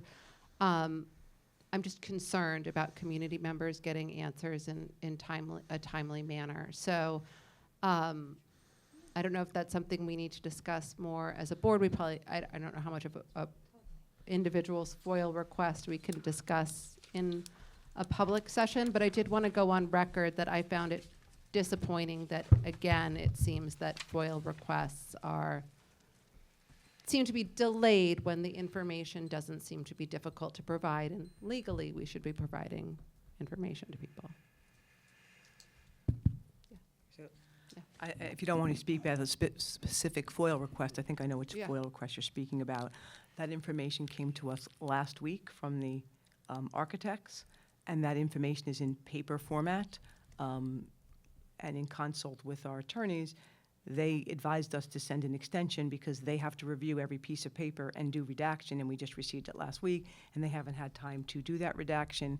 And How long was the request out on the architect for the as information? soon as we received the request So- for FOIL. I, oh, As soon as So we received it. how, I don't know when we received the like a couple initial- weeks, something like Couple that? weeks. It So it took took them a couple of weeks to get the information, so we're not getting it quick enough from the vendor then to respond to people in a timely manner. That's helpful to know. Yeah, That's what we my rec- question is. We 'cause- received it last week, and then we called the okay, attorneys right 'cause away. We so- want to get answers to people right, if we can. And the information's in a paper-only format, and some of the documents are this thick and this high. Yeah, And they okay. couldn't be, yes, so So- they're in a very tenuous. Okay. Thank you. I You just- you it's- can't say the nature of the request? I don't know, can we, I don't know that it's, if it's a private email that came to the board, I don't think we're really supposed to. Yeah, I would, I believe I know what you're speaking of. I would refrain from discussing it in public. Yeah. Okay. Thank you. I just wanted to be clear that we do take this seriously, and that if people are requesting information, it's being delayed, like, that's helpful information for us too, as we look into whether or not to keep contracts with people too. If they can't get us information in a timely manner, that's another good piece of data for us. It actually comes in the paper form, we can't get the email? Drawings and things like that. Okay, okay. Okay. Thank you. Alex, I have one quick thing. Yeah. Joe, I've had a number of junior parents whose children are turning 17 asking me, can they get a parking spot? Anyway, everyone seems to claim that the number of juniors who are turning 17 who can drive isn't a big number. So I don't know if it's a big ask, but I figured I'd bring it If up. you get this approved, does my kid have to Well, drive your if I kids to could school? If I Absolutely. could add, if I could add, it's a policy that I don't believe has been vigorously enforced, and so it's a little unfair for the kids that follow the rules Yes. so it's a good question. Okay. I'll at least take a look to see. And that's what I heard too, so that's Right. kind of why I figured Yep. just to bring it up. I would definitely at least check into Sorry, the Bill, numbers, you have see what another the policy to spaces go are. over. Add it to the list. That's right. Thank you, Joe. Thank you. Thank you. Just to And Lisa. quickly add on, it's my understanding that there's some people who've proposed that maybe the upper turf lot, if parking was an issue, that maybe that could be like a junior stepping Right. stone, and they could I- walk down the That's hill a or possible- something. Right now, it would be apprehensive with the snow on there. Yeah, They would that's, have to walk yes. across the snowy Yes, field. yes, yeah. So, Okay, no driving snow days. So. Doing snow days, okay. Wear your snow boots. Wear your snow boots. days, Joey drives. Okay. I'll So, look at the numbers all after right. this, at least Thank see you. and how many spots. Okay, everyone's saw- favorite part of the meeting? Oh, sorry, go ahead. Oh, yeah, we missed the first discussion too. I just wanted to, it's an oversight, but it's all right. We had a discussion earlier on the agenda. Either I missed it or, but anyway, I do have some items. I know people want to get home, so you tell me, I'll just hit them quickly. I mean, let's just try to get this off the to-do list, because we can't go back and forth in email and whatnot. I think it's unclear, and many people don't know that Mr. Monastero receives emails. I know we added language. When people send in, this went dead. When people send emails to the BOE, Mr. Monastero also receives them. I don't know. I know we just recently added language, but I really think we should have two email addresses, BOE and Super, and call it a day. Just put two email addresses for people to choose from, and it's not apparent that he is being included. And I know people can individually, but let's just, if the board doesn't disagree, let's just get that off the list. I think one of the things that came up in discussion is just the management of the email inbox, because the BOE email goes to the board and to the superintendent, and he is able to, in his capacity as a full-time employee of the school district, manage the inbox efficiently and get it off to the questions off to the right people who work here, whereas otherwise it is the board president who manages every single email. So that was part of it's just more efficient for people's answers. You know, it could end up taking a little bit more time. And then it would also involve the extra steps of the board president then asking the superintendent if the right person to reply was so-and-so. Like, it would end up being 3 steps for people to get an answer. And Mark, what was your thinking? To have the It's two very People rare might that have people reached want out to to the board. They don't want Joe to see that communication. They want to reach out to the board or Mr. Monastero, excuse But have me. people specifically said that to you? Meaning, because We he. had one email, get but, one. and that one person typed in everyone's But I email guarantee addresses. you, a lot of people would never know. I mean, look, you can leave it that way. I don't think it's good housekeeping. But he's the CEO of the board, Yeah. isn't he? Yes, So, yeah. I don't, how do you separate the two bodies? Very easily, we have super executives and exclude him sometimes. We, Oh, that's different. I agree with so that. if someone's reaching out to the board and they have a complaint or they have something regarding Mr. Monastero, they don't necessarily, and now we have language in there recently, but I don't understand why we can't just have two. They could, but they don't. I don't know. It's not. Isn't there a technology way to do this, like delay it for 3 hours, then add Joe to it or forward it to him, and it would give us a chance to call and say, "Don't Or you forward that can one." just have, if you want to email the board, BOE at CA, or board and super, boom, and done. I don't understand why it's so complicated, but that's just a suggestion. You don't have to go with it. The other thing, I know we're going to move along. I mean, I hope we can reach resolution on the email thing, though. The allowances I brought up, I brought up an email. What's the enrollment so far with kids selecting Italian as an elective? Do we have any? The last we checked, it was 4. 4. So, you know, the description of the course, and again, I know it's snowing out, but it says Italian language and culture, and then the first sentence, embark on a cultural and linguistic journey. We were going to offer an additional language, I thought. We're talking about Italy's rich art, history, cuisine, traditions. We want the kids to be conversant in a new language. This is not an AP track, so the culture component's not there. We call other languages Spanish 1A. Why not Italian 1A, French 1A? I'm afraid this title might turn people off from enrolling. We want to offer a third language. So you believe that the title is dissuading students from signing up? Because it sounds so heavily about not just learning the language. You're going to talk about the cuisine of Italy. Great. I mean, you know, really? We're talking, I thought the idea was a third language component, not talking about Italy's rich cuisine, art history, you know, rich history of art, traditions. I don't know why that's and maybe, I don't know how it morphed into that. I thought the proposal was to add a third language. We did. It was a joint decision. We talked about the title, the description. The description also speaks about the students gaining linguistic abilities in Italian and those skills. The decision was made to separate that course from all of the others. And the other thing that I shared with you in email is that all of our world languages courses embed a cultural component within the course. That's not only a requirement, that's good for teaching a new language to anyone. They have to understand things in context. So I just went to the grocery store and bought Nutella and strawberries for crepes in French 4. So yeah, they do food in those classes. No, I get too. it. Yeah.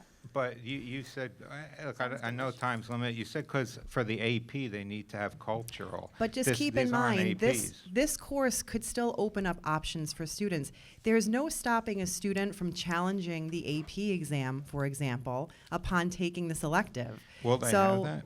With 40% of the class is spent on culture, food, and why don't we teach them conversational Italian or whatever language we picked? I'm not saying because it's Italian.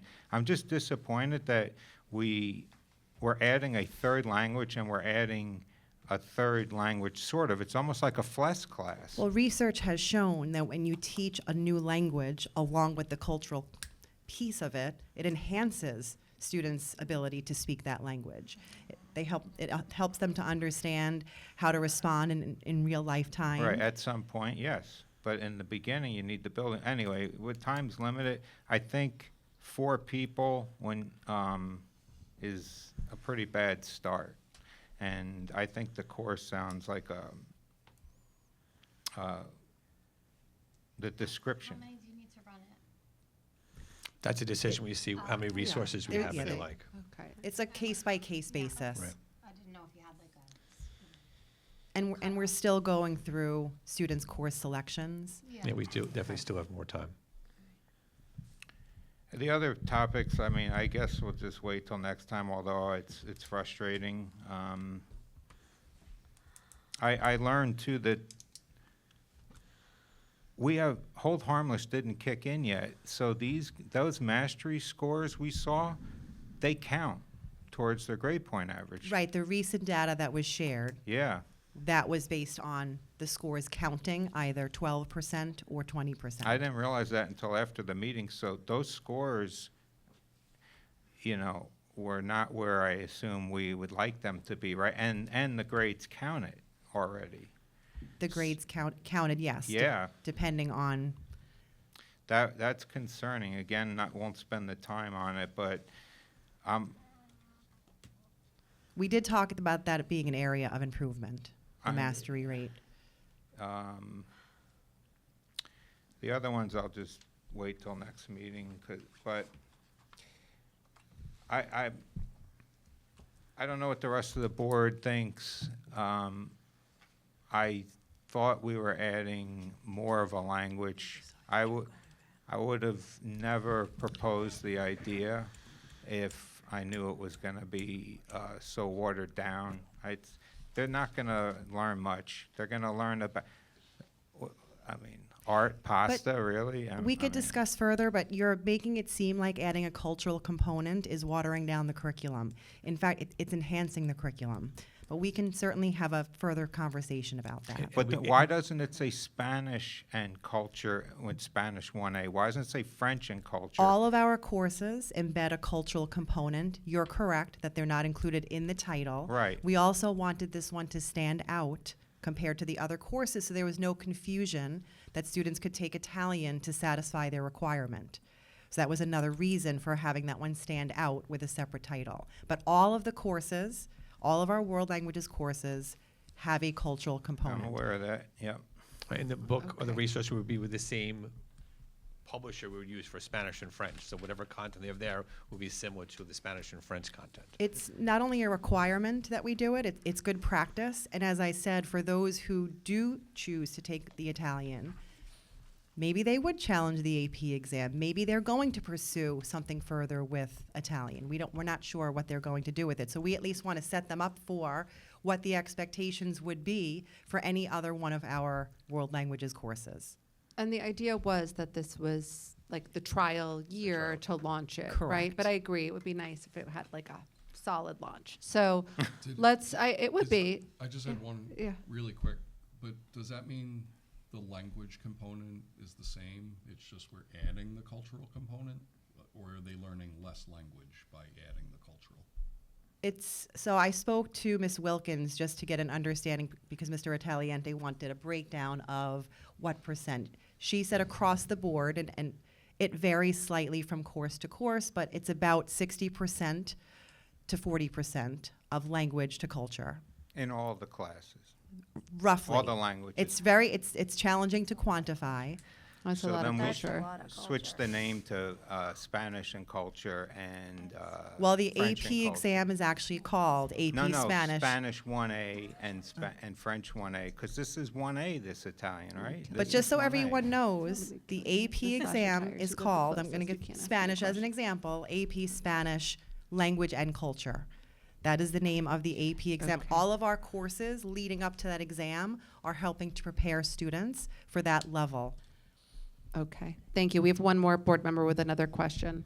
With regard to course schedules, I think we should look at possibly not printing them. They're beautiful and they're bound so lovely. I know my daughter received it after we had already had our meeting, so I think it might be great if we went digital for all of them, because I can't imagine Yes, how much digital money we for spend on everything. those. I can't wait to not have this That sounds anymore. This got wonderful. delivered Perhaps at we my could have house, some and I copies literally had available like for a people who- terrible People who want reaction. them, but have it digital. Keep it digital. Okay, it's all of it digital. Thank you. Okay, so thank you. It is late, it is snowing. Just for the record, Mark, the first discussion wasn't in my script, so we'll put it back in. It was not purposeful. We love a robust discussion.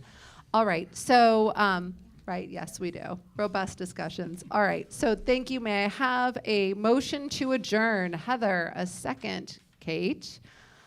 Any questions? Arrivederci. All in favor?